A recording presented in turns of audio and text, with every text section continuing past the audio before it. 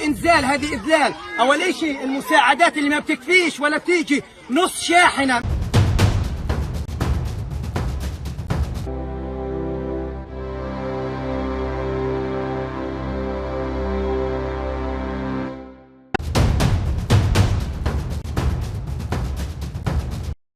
Hello, my name is Stanley Heller. Welcome to the Struggle Video News.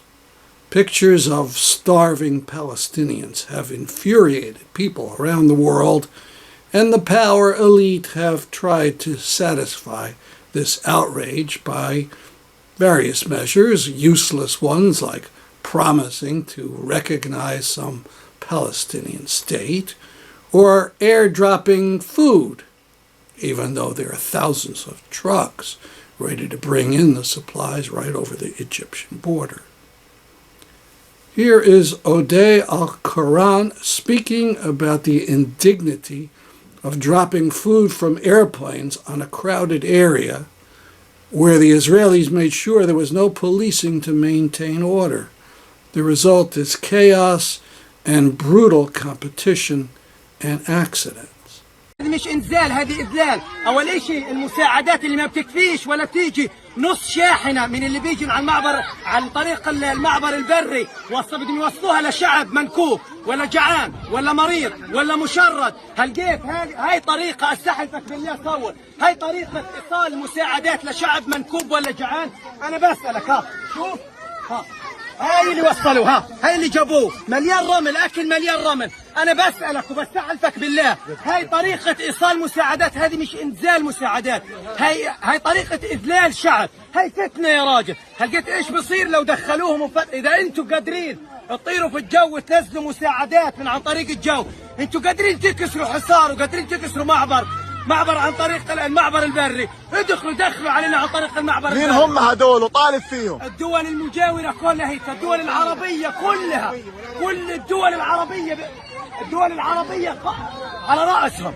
دول مصر، الدولة شقيقة مصر وين؟ هلقيت الأردن قادرة تنزل عن طريق الجو، مش قادرة تدخل عن طريق المعبر. ليش؟ هاي إذلال. دخيل الله ارحمونا. On August 5th, Al Qar'an was crushed to death by one of those food drops. This is Awduah Hathleen, the Palestinian educator featured in the Academy Award-winning No Other Land. He was killed by a settler. The army kept his body, demanding that his burial have no more than a dozen mourners. The Israeli High Court ordered a return of the body and no number limit on the mourners at the burial ceremony. The army relented. But on the day of the ceremony, army checkpoints kept all but a few mourners away from the burial. Fascists laugh at courts. As for the killer, an Israeli who had been waving a gun and shooting was arrested, but a judge put him only on house arrest. Then after a few days he was out and seen prowling around Awduah Hathleen's village.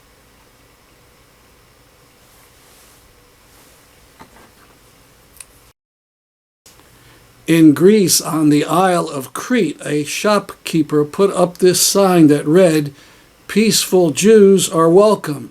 Zionist killers go home." Several Israeli tourists invaded the shop, ripped down the sign, and more. Greek authorities did nothing. The famed actor Mandy Patinkin, best known for his role in The Princess Bride, had this angry message for his fellow Jews. And I ask Jews all over the world to consider what this man, Benjamin Netanyahu, and his right-wing government is doing to the Jewish people all over the world. They are endangering not only the state of Israel, which I care deeply about and want to exist, but they are endangering the Jewish population all over the world. He is the most dangerous thing, not just since October 7th. It has been a deeply troubled situation. And endangering the Jews by endangering Yes. those in Gaza. And to watch what is happening for the Jewish people, to allow this to happen to children and civilians of all ages in Gaza, for whatever reason, is unconscionable and unthinkable. And I ask you Jews everywhere, all over the world, to spend some time alone and think, is this acceptable and sustainable? How could it be done to you and your ancestors, and you turn around and you do it to someone else? Good and important news this week was the adoption by the National Lutheran Assembly of a resolution adopted by a very large majority. It was about Palestine. Among other things, it urged the office of the presiding bishop to petition U.S. leaders to recognize and act to end the genocide against Palestinians and to halt military aid that Israel uses in Gaza. A rabbi, Rick Jacobs, objected. He said the resolution was one-sided. Funny, I didn't know there was another way to look at genocide other than with revulsion. The Lutherans allowed him to speak at their assembly, but their resolution stood unchanged. Activists should contact local Lutheran leaders and organize on Palestine.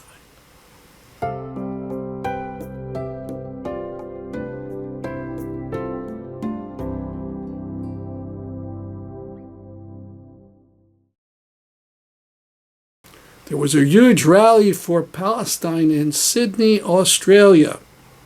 Here's the first part of my interview with Sydney resident and university professor Michael Karadjis.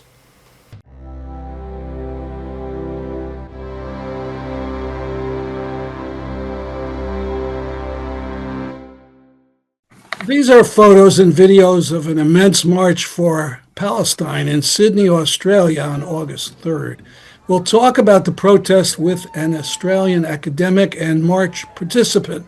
He's Dr. Michael Karadjis, who teaches social sciences and international development at Western Sydney University. He has been active in progressive campaigns in the socialist movement since marching against the Vietnam War as a high school student. He's presently in Sydney on the east coast of Australia, which, by the way, is in the middle of winter. Good morning. Good morning, Stanley. So how big was that march on Sunday? Look, there's different estimates. So the police the police put it at 90,000, and that's what the media has been reporting. The activists that organised the campaign, the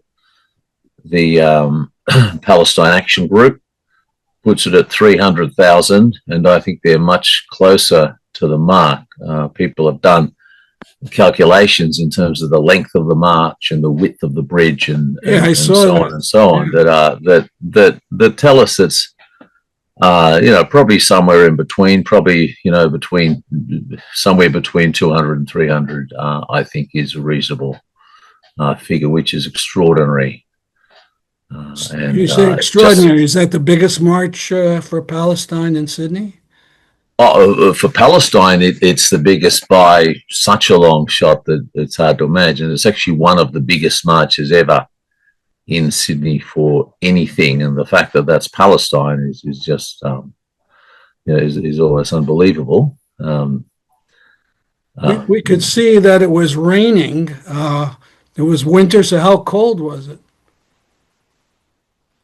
It was pretty cold, but it wasn't. It was wet and cold. So it was horrible in terms of weather. you can see obviously a sea of umbrellas. But the fact that didn't keep people away is impressive in its own way. Well, that's what's so amazing about this. That one might think, well, because of the weather, it won't be so big. But you can imagine if the weather was better, we may have had, like huge. See, this was just too huge.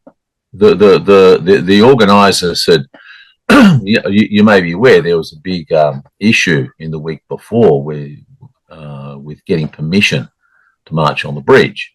The police tried to stop it. The New South Wales Premier tried to stop it. He intervened in to try to stop it. And the organisers put up the figure of 50,000. That's what they expected. That's what we expected. And because it was 50,000 that turned up, the police actually stopped the march eventually, and the organisers had to reluctantly agree on the basis that the police hadn't figured for that many people. And so when you're marching across the bridge, there were so many people on the other side, and people still hadn't left the closest station, which is not just the beginning of the march. It was like half a kilometre before the beginning of the march. People hadn't left the station. People were still coming out of the station into this crowded street. And people were on the other side, and there was a big crowd there. And they started to march them back along the side of the same bridge that everybody was marching forward. And it was just too much. I think the police or whatever considered it. I saw some of your pictures, or the pictures that you posted on Facebook. So did you make it to the actual bridge? Oh, we got on the bridge, but we only made it halfway before we had to turn back. Yeah. It was. I think I've never been in anything like it, because the other gigantic march was the 2003 march against the war against Iraq, but I was overseas at the time. So for me, this is just, I can't remember being in a crowd like this as well. Where you say the day before, oh, I'll see you there at the march. We've been saying that for the last 2 years to friends and so on. This time it was just a joke. What do you think that has created the big crowd? Is it the obvious starvation? Well, there's a couple of things. I mean, the obvious starvation, and it's a whole mix of things with the Israeli government starving people, but also very much more openly declaring that their goals are simply ethnic cleansing, and the fact that they revoked the ceasefire, all the rest of it that's had an impact even on governments around the world. But in particular, in Sydney, there's a couple of things. We've been marching pretty much the same route for nearly 2 years, first weekly, then monthly or fortnightly. Now, the decision to go to something as iconic as the Harbour Bridge just really, I think, just electrified people everywhere. People knew about this. That there were a lot of people reportedly, said, "Well, why don't we do this more often?" And they were told, "Well, there's been fortnightly marches or weekly marches," and they didn't know. So it was. Also, we were helped by the New South Wales Premier and the police, because it became a big issue in the news. I see. These people are trying to march over our bridge, and they're going to cause chaos and so on. They're going to, bring our city to a halt just for their protests about Palestine and so on and so on. So we had this. It was news for a week. Were there slogans or banners or signs that particularly impressed you with their work? Oh, I don't know. I mean, there was an enormous range of slogans and banners. I can't think of any that stood out for me. I suppose. I mean, If you come across any of the posters that were put online, you could send it to me and we could use it to illustrate this talk. I mean, you might see him in some of the photos. I mean, one of the problems is this was all umbrellas, umbrellas, umbrellas. You see, so yeah. So I wasn't. You weren't really looking at the banners and posters so much. Yeah. So I understand Hannah Thomas, who I had read about, had been beaten by a police officer at some Palestine protest. She might suffer permanent vision loss. She was there at the protest. When was she attacked? It wasn't that long ago, right? It's only about a month ago or something like that. It was a small protest outside a factory somewhere in one of the suburbs of Sydney that's producing stuff that goes to Israel. I can't even remember the exact details. Anyway, it was just a protest, and the police gave move on orders, Mm-hmm.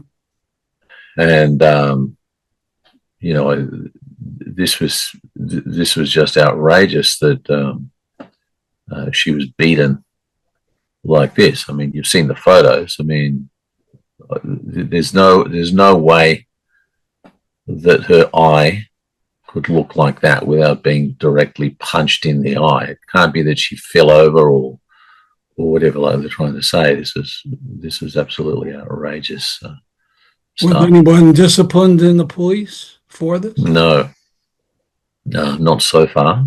Mhm. And I mean, they tried to charge her. Of course. Look, it's a sad and horrible thing to it. I mean, this is relatively young person who's a very, very good activist, and she's a former candidate of the Greens. Uh-huh. And to be smashed in the eye like that and potentially lose vision in that eye is.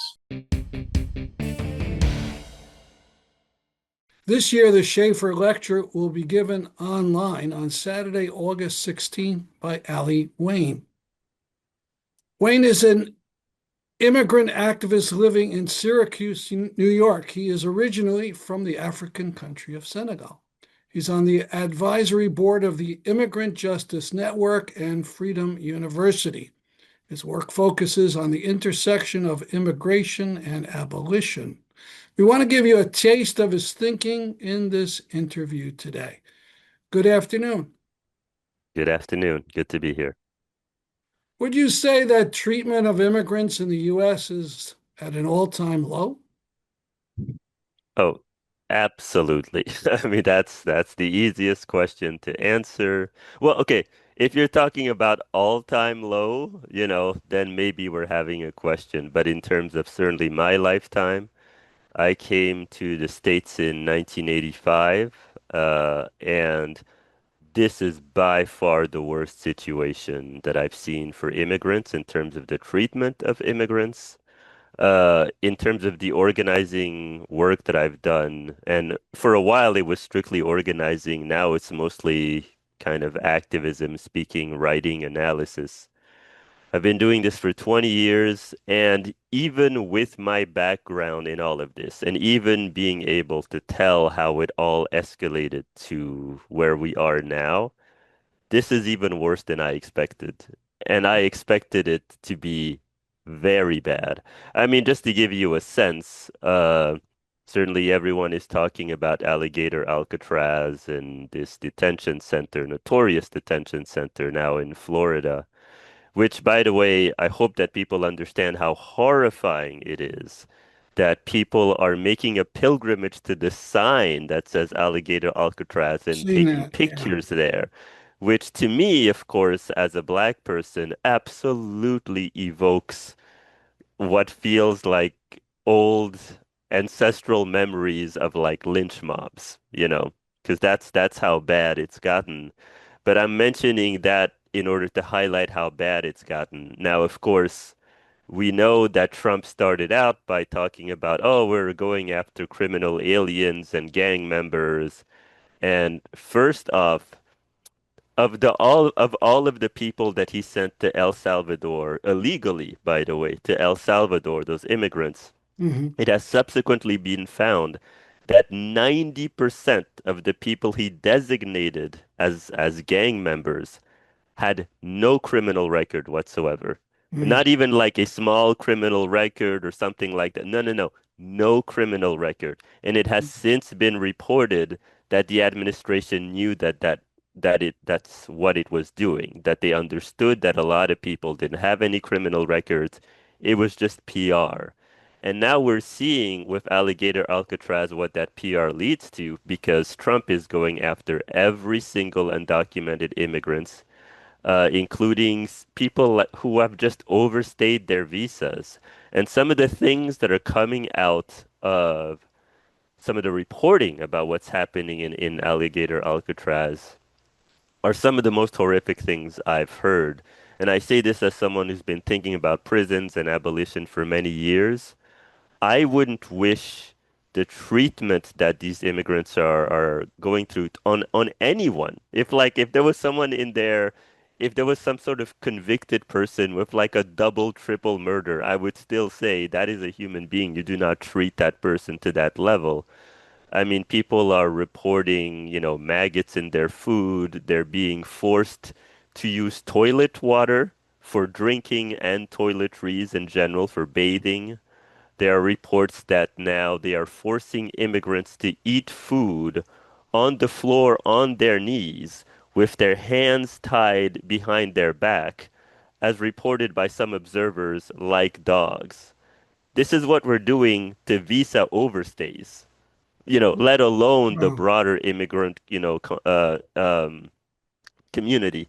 So that's just to say that, like, as bad as this system has been, and it has been incredibly brutal towards immigrants for many years, this is a level of extreme that even I didn't see it coming, although I had inklings of it, and I had been warning about it in 2016 when Bernie Sanders went down in the primary and the choice was basically Hillary Clinton versus Trump. There were a lot of organizers on the left, like myself, who were not big fans of Hillary Clinton because of her policies. That being said, I remember having a big conversation with so many of my lefty organizer friends, and I was just like, here are all the things I don't particularly like about Hillary Clinton.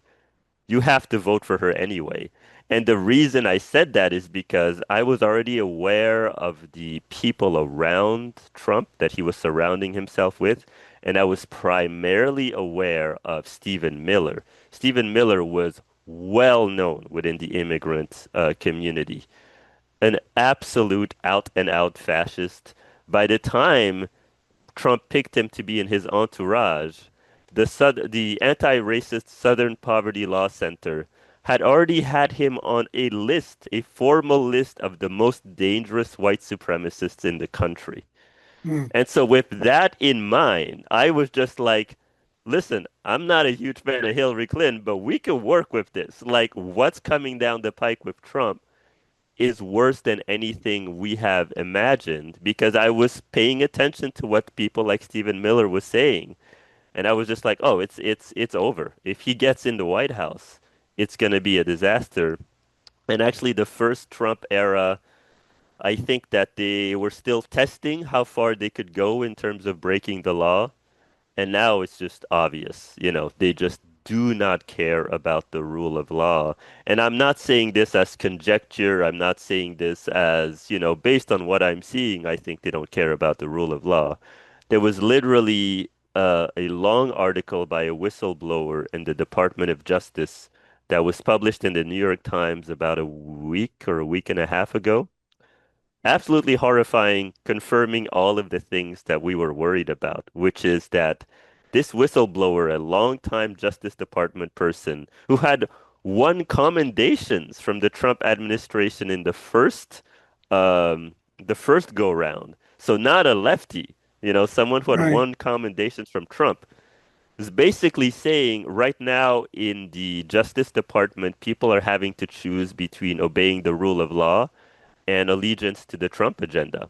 We close with a bit of the rally for trans rights in Hartford, Connecticut. Organizers claim 300 to 400 at the event. Yale Medical shamefully bowed to Trump bigotry and ended medical coverage for trans youth. People act like this is a huge, huge problem.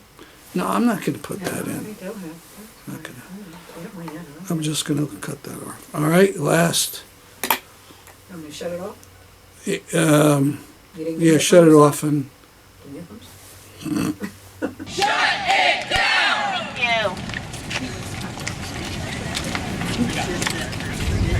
Thank you.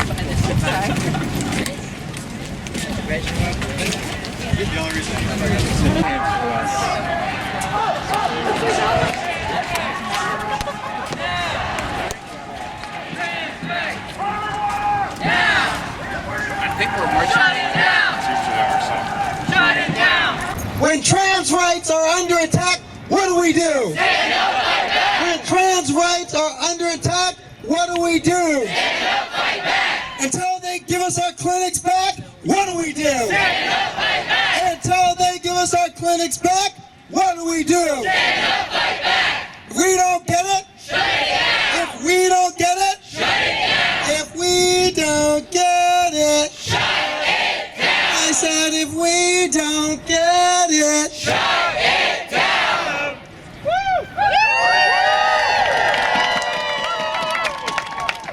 how's everybody doing? Is everybody good today? Is everybody feeling good today? Is everybody in the mood to fight today? My name is Carly Emmeline Chardonnay Webb. Yes, I'm giving you the whole government name, baby. I'm an organizer with the Party for Socialism and Liberation. I live in Connecticut. I'm black, I'm trans, and I'm scared as hell. See our full coverage of the march and the rally on our YouTube page. That's our program for today. See you next week. I'm Stanley Heller for the Struggle Video News.